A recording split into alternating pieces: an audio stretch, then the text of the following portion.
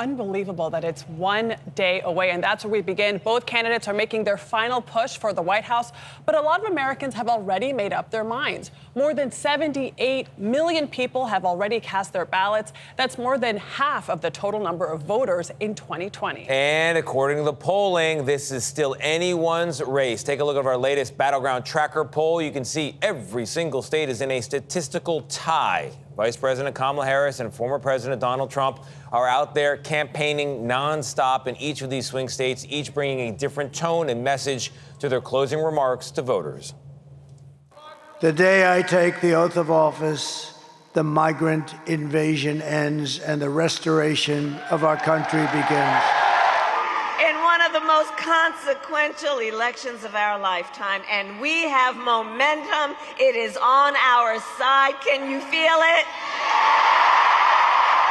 We have full coverage from 3 battleground states to give you the latest on what's happening on the ground in Pennsylvania, North Carolina, and Georgia. And we are going to begin in Pennsylvania. The biggest prize on the map on election night has the most electoral college votes up for grabs. And Weijia Jiang has made her way to Philadelphia for us for more on this crucial battleground. Weijia, good morning. Good morning, Tony. Good morning to everybody. That right there is exactly why both nominees have spent more time in Pennsylvania than any other state, not to mention they have poured in so many cash and resources. This weekend alone, the Harris campaign says tens of thousands of volunteers knocked on roughly 1.5 million doors in this state. And they're not only focused on the city of Philadelphia, where a robust turnout is, of course, key. They're also going into deep red parts of the state to try to cut some of Trump's margins there.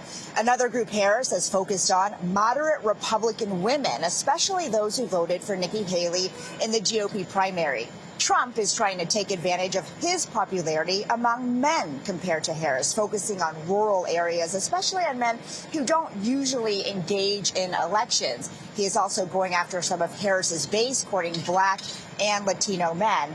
Now, Trump has 2 stops in Pennsylvania today, along with a few other battleground states. But Harris is spending her entire day here, going to 5 different cities, including Scranton. That is, of course, where Joe Biden was born and raised. She is actually going to be knocking on doors there herself, trying to transfer over some of Biden's popularity. And then she'll wrap up her campaign with a massive concert rally here in Philly. Guys. All right, Weijia, thank you so much.